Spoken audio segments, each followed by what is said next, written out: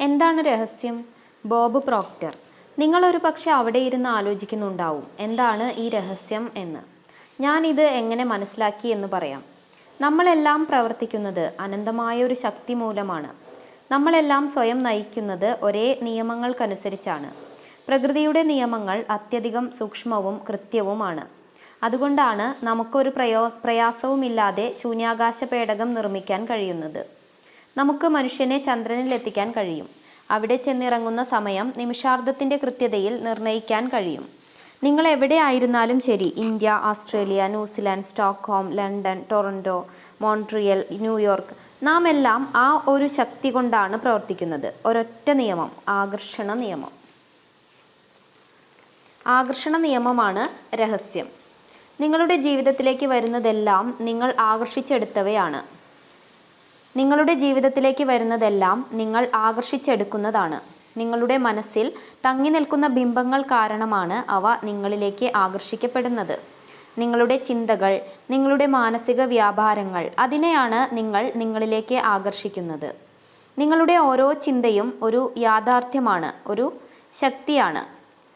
പ്രൻഡിസ് മൾഫോർഡ് 1834-1891. ഈ ലോകത്ത് ജീവിച്ചിരുന്ന മഹാന്മാരായ ആചാര്യന്മാർ പറഞ്ഞു തന്നിട്ടുണ്ട്, ഈ പ്രപഞ്ചത്തിലെ ഏറ്റവും ശക്തമായ നിയമം ആകർഷണ നിയമമാണെന്ന്. William Shakespeare, Robert Browning, William Blake തുടങ്ങിയ കവികൾ അവരുടെ കാവ്യസൃഷ്ടികളിലൂടെ ഇത് പറഞ്ഞു തന്നു. ലുഡ്വിഗ് വാൻ ബിതോവനെ പോലുള്ള മഹാസംഗീതജ്ഞർ അവരുടെ സംഗീതത്തിലൂടെ ഇത് പ്രകടിപ്പിച്ചു. ലിയനാർഡോ ഡാവിഞ്ചിയെപ്പോലുള്ള ചിത്രകാരന്മാർ അവരുടെ ചിത്രങ്ങളിൽ ഇത് ആവിഷ്കരിച്ചു. Socrates, Plato, Ralph Waldo Emerson, Pythagoras, sir Francis Bacon, sir Isaac Newton, Johann Wolfgang von Goethe, Victor Hugo തുടങ്ങിയ മഹാചിന്തകർ അവരുടെ രചനകളിലൂടെയും ശിക്ഷണങ്ങളിലൂടെയും ഈ അറിവ് പങ്കുവച്ചു. അവരുടെ പേരുകൾ അനശ്വരമായി. അവരുടെ ഇതിഹാസതുല്യമായ ചരിത്രം നൂറ്റാണ്ടുകളെ അതിജീവിച്ച് നിലനിൽക്കുന്നു.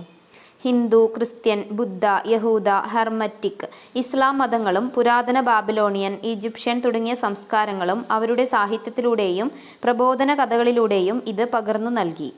യുഗാന്തരങ്ങളിലൂടെ വിവിധ രൂപങ്ങളിൽ രേഖപ്പെടുത്തപ്പെട്ട ഇത് കഴിഞ്ഞ നൂറ്റാണ്ടുകളിലെ പൗരാണിക രേഖകളിൽ നമുക്ക് കാണാം. ക്രിസ്തുവിന് 3000 വർഷം മുൻപ് ശിലാലിഖിതങ്ങളിൽ ഇത് രേഖപ്പെടുത്തിയിരിക്കുന്നു. ചിലരൊക്കെ ഇത് സ്വന്തമായി കൈയടക്കി വച്ചിരുന്നു എന്നത് ശരിയാണ്. എങ്കിലും ആർക്കും കണ്ടെത്താൻ കഴിയുന്ന വിധത്തിൽ അത് ഇവിടെ ഉണ്ടായിരുന്നു. സമയത്തിൻ്റെ ആരംഭം മുതൽ ഈ നിയമവും ആരംഭിച്ചു. അതെപ്പോഴും ഉണ്ടായിരുന്നു, എപ്പോഴും ഉണ്ടായിരിക്കുകയും ചെയ്യും. ഈ പ്രപഞ്ചത്തിൻ്റെ മുഴുവൻ ക്രമത്തെയും, നിങ്ങളുടെ ജീവിതത്തിൻ്റെ ഓരോ നിമിഷത്തെയും, ജീവിതത്തിൽ നിങ്ങൾ അനുഭവിക്കുന്ന ഓരോ കാര്യത്തെയും നിശ്ചയിക്കുന്നത് ഈ നിയമമാണ്. നിങ്ങൾ ആരായാലും എവിടെയായിരുന്നാലും നിങ്ങളുടെ ജീവിതാനുഭവത്തിന് രൂപം നൽകുന്നത് ആകർഷണ നിയമമാണ്. നിങ്ങളുടെ ചിന്തകളിലൂടെയാണ് സർവശക്തമായ ഈ നിയമം പ്രവർത്തിക്കുന്നത്. ആകർഷണ നിയമത്തെ പ്രവർത്തനപഥത്തിൽ കൊണ്ടുവരുന്നത് നിങ്ങളാണ്.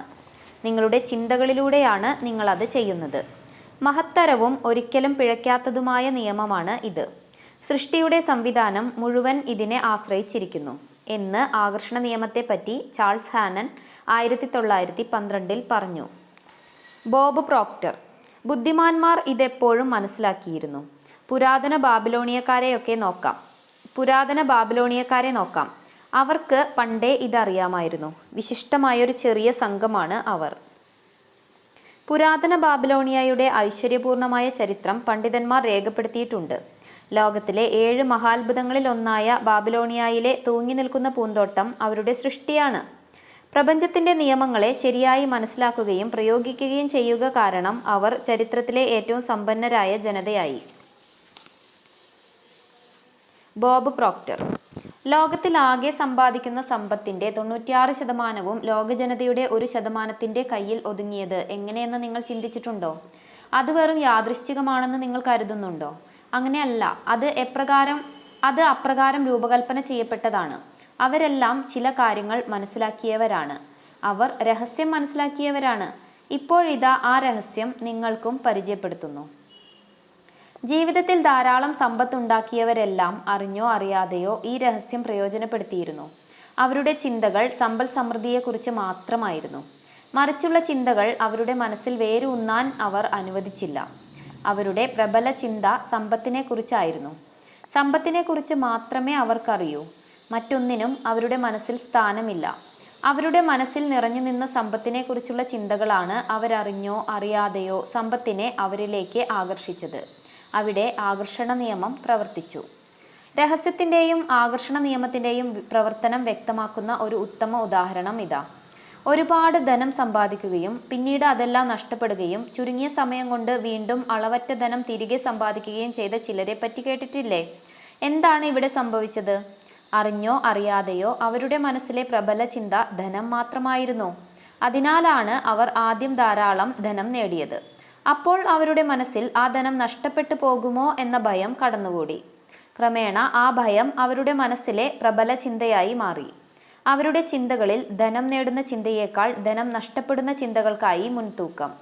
അതുകൊണ്ട് തന്നെ അവരുടെ ധനമെല്ലാം നഷ്ടപ്പെട്ടു പോയി.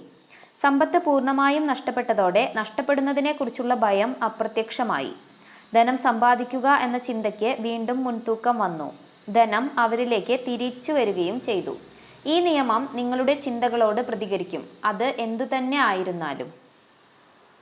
ഒരേപോലുള്ളവ പരസ്പരം ആകർഷിക്കും. ജോൺ അസ്റഫ്. ആകർഷണ നിയമത്തെ വളരെ ലളിതമായ രീതിയിൽ ഞാൻ കാണുന്നത് ഇങ്ങനെയാണ്. ഞാൻ സ്വയം ഒരു കാന്തമാണെന്ന് സങ്കല്പിക്കുന്നു. അപ്പോൾ മറ്റൊരു കാന്തം എന്നിലേക്ക് ആകർഷിക്കപ്പെടും എന്ന് എനിക്കറിയാം.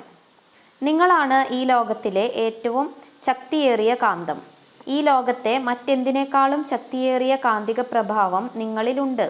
അളക്കാനാവാത്ത ഈ കാന്തിക ശക്തി നിങ്ങളുടെ ചിന്തകളിലൂടെയാണ് വികിരണം ചെയ്യപ്പെടുന്നത്.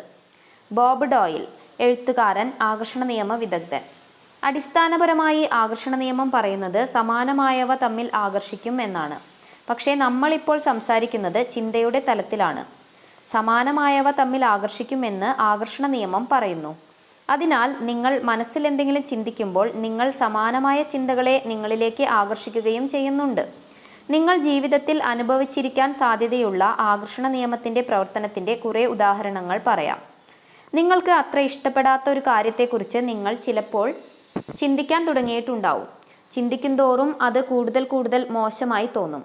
അതിന് കാരണം കുറച്ചുനേരം നിങ്ങൾ ഒരു കാര്യം തന്നെ ചിന്തിച്ചുകൊണ്ടിരുന്നാൽ ആകർഷണ നിയമം ഉടൻ തന്നെ സമാനമായ കുറേ ചിന്തകൾ കൂടി നിങ്ങൾക്ക് തരും.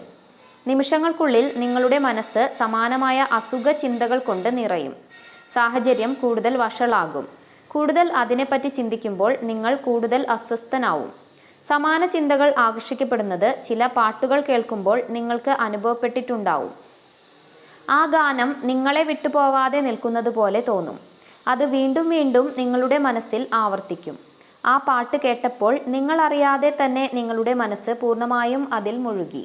ആ ഗാനം ചിന്തയുടെ കേന്ദ്രമായി. അപ്പോൾ ആ ഗാനത്തെക്കുറിച്ചുള്ള സമാനമായ ചിന്തകളെ നിങ്ങൾ ശക്തമായി ആകർഷിക്കുകയായിരുന്നു. അതനുസരിച്ച് ആകർഷണ നിയമം പ്രവർത്തിച്ച് ആ ഗാനത്തെക്കുറിച്ചുള്ള കൂടുതൽ ചിന്തകൾ വീണ്ടും വീണ്ടും കൊണ്ടുവരും.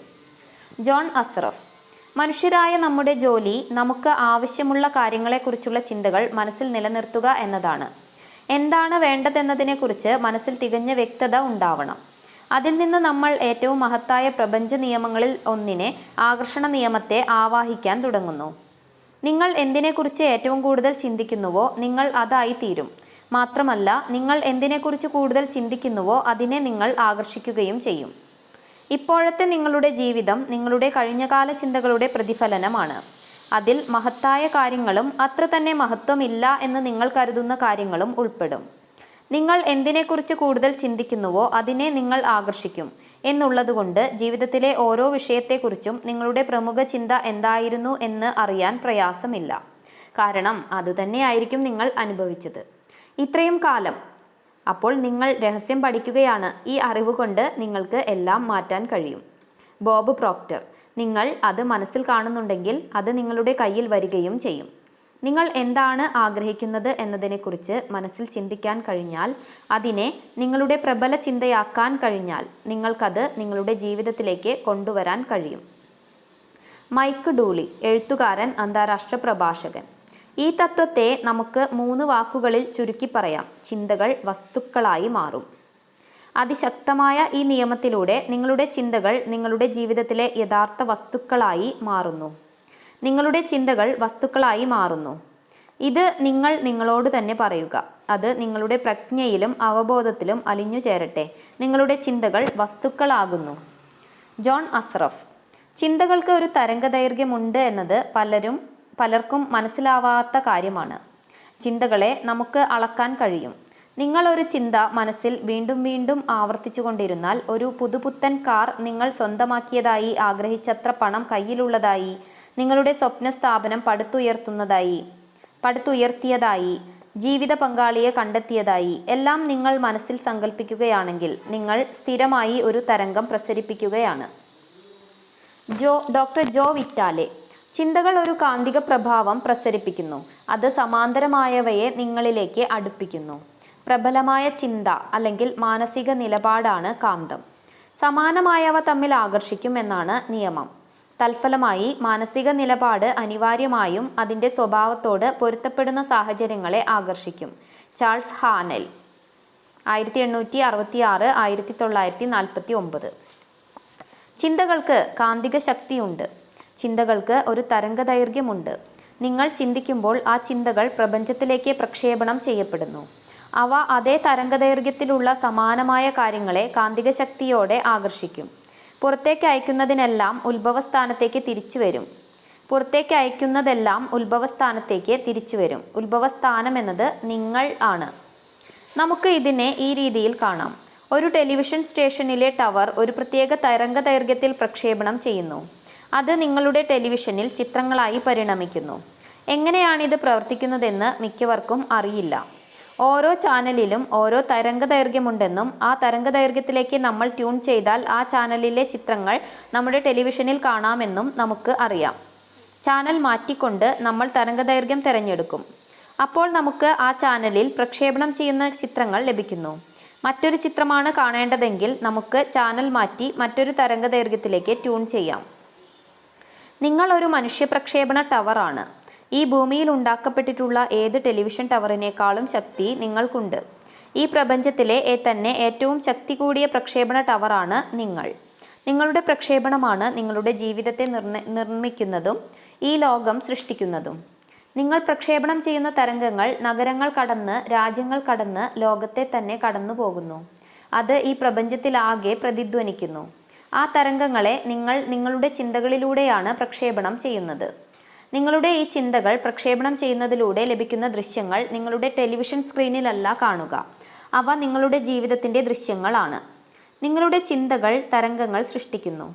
അവ അതേ തരംഗദൈർഘ്യത്തിലുള്ള സമാനമായവയെ ആകർഷിക്കുന്നു. അവ നിങ്ങളുടെ ജീവിതത്തിൻ്റെ ദൃശ്യങ്ങളായി തിരികെ പ്രക്ഷേപണം ചെയ്യപ്പെടുന്നു. നിങ്ങളുടെ ജീവിതത്തിൽ എന്തെങ്കിലും മാറ്റം വരുത്തണമെന്നുണ്ടെങ്കിൽ നിങ്ങളുടെ ചിന്തകളിൽ മാറ്റം വരുത്തിക്കൊണ്ട് പ്രക്ഷേപണത്തിൻ്റെ ചാനൽ മാറ്റുക, തരംഗദൈർഘ്യം മാറ്റുക. മാനസിക ശക്തിയുടെ സ്പന്ദനങ്ങളാണ് ഏറ്റവും ശ്രേഷ്ഠം. അതുകൊണ്ട് തന്നെ അവ ലോകത്തിലെ ഏറ്റവും ശക്തമായ സ്പന്ദനങ്ങളാണ്. Charles Haanel. Bob Proctor. നിങ്ങൾ സമൃദ്ധിയിൽ ജീവിക്കുന്നതായി സങ്കല്പിക്കുക. അപ്പോൾ സമൃദ്ധിയെ നിങ്ങൾ ആകർഷിക്കും. എപ്പോഴും ആർക്കും ഇത് സാധ്യമാകും.